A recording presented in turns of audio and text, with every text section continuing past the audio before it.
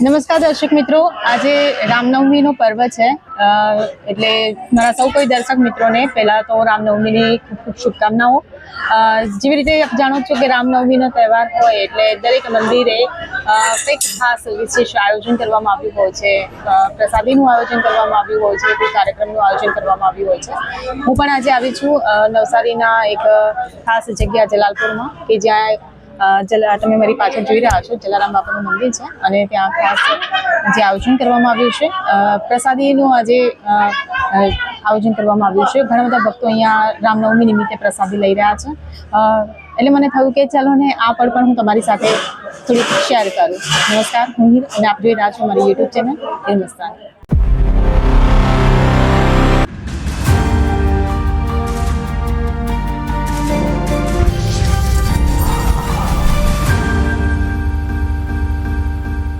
નમસ્કાર દર્શક મિત્રો, તો રામનવમીનો આજે પર્વ છે ત્યારે મેં પણ દર્શન કરી લીધા છે અને સાથે સાથે પ્રસાદી પણ લઈ લીધી છે, પરંતુ આજે આખું આયોજન જે પ્રકારે કરવામાં આવ્યું છે, કોણે આયોજન કર્યું છે અને કેવી રીતે આ સમગ્ર સંચાલન કરી રહ્યા છે એમની સાથે વાત કરીએ। આપણી સાથે ઉપસ્થિત છે મહિલા મંડળના પ્રમુખ મીનાબેન। મીનાબેન, પહેલા તો તમારી સંસ્થાનો મંડળનો ટૂંકમાં પરિચય આપો। વીરબાઈ માં અન્ન ક્ષેત્ર જલારામ ધામ જલાલપુર બોદાલી રોડ પર મંદિર આવેલું છે। 2019 થી ચાલુ કરેલું છે। 7 વર્ષ રામજી મંદિરે ચલાવ્યું।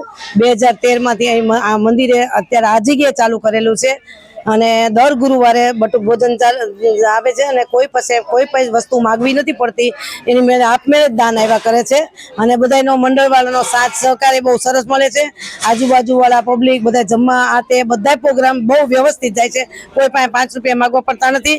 4 કથા પૂરી થઈ ગઈ। અત્યારે 2004 માં આપણે કથાનું આયોજન કરેલું। 5મી કથા છે। 3 સમૂહ લગ્ન કરેલા અને 4 વખત રાંદલમાં સમૂહ રાંદલમાંનું આયોજન કરેલું અને 15 બૈરવ મંડળના છે। 2 બહેનો બધી હાજર છે।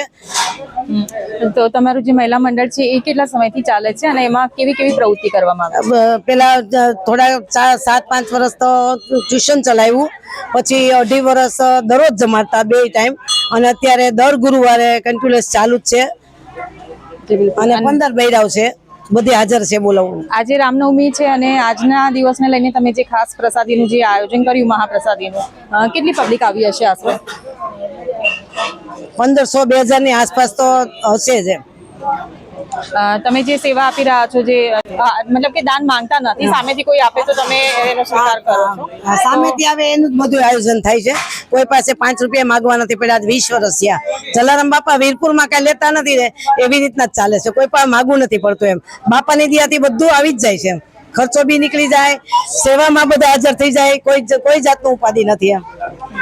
જી બિલકુલથી, તો જે રીતે કહેવાય છે ને કે જલારામ બાપાનો જો માથે હાથ હોય ને તો સૌ ભક્તને રાજી કરતા જ હોય છે। આ મંદિરમાં પણ એમને ક્યાંય માંગણી કરવાની જરૂર નથી પડતી, વ્યવસ્થા જલારામ બાપા ખુદ કરી દે છે।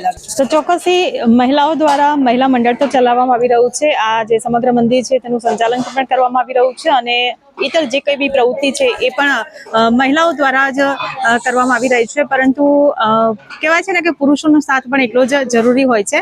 આપણી સાથે અન્ય પુરુષ કાર્યકર્તાઓ પણ જોડાયેલા છે કે જે આ મહિલા મંડળને એક સેવા પૂરી પાડે છે। શું નામ છે અંકલ? પ્રવીણભાઈ મારું। પ્રવીણભાઈ, તમારું નામ? હસમુખભાઈ। તમારું? ભોગીલાલ। ભોગીલાલભાઈ, જે રીતે અહીંયા સેવા આપવામાં આવી રહી છે, તમે સૌથી પહેલા તો તમે શું સેવા આપો છો? અમે બધું ગમે તે કાંઈ કામકાજ હોય એટલે બધું ભેગું કરવામાં, પછી પીરસવામાં। ઓકે, એટલે તમારા મિસ્ટર છે। ઓકે, એટલે બંને સાથે જોડે સેવા આપી રહ્યા છે। ઓકે, તમે શું સેવા આપો છો? હું રસોઈમાં છે। રસોઈમાં? હા, રસોઈમાં। એટલે શું સેવા આપો છો રસોઈમાં? રસોઈ બનાવવાનું ને બધું। ઓકે, તમે શું સેવા આપો? અમે પાણીની બેન સેવા આપી છે, બધાને પાણી પાઈ છે એમ, બધી સેવા આપી અમે એમ। કેવું લાગે આમ સેવા આપતા? સારું લાગે, સારું લાગે, સારું લાગે। જી બિલકુલથી, તો એક કહેવાય ને કે સજોડે બધા અહીંયા એકબીજાના સહકારથી એકબીજાનો ટેકો બનીને લોકોની સેવા કરી રહ્યા છે, મંદિરની સેવા કરી રહ્યા છે, ભક્તોની સેવા કરી રહ્યા છે। આ સેવા તમને કેવી લાગી મને કોમેન્ટ બોક્સમાં ચોક્કસથી જણાવજો અને જો વિડીયો પસંદ આવ્યો હોય તો મારી યુટ્યુબ ચેનલ હિન્દુસ્તાનીને લાઇક, શેર અને સબસ્ક્રાઇબ કરવાનું ભૂલશો નહીં। આભાર।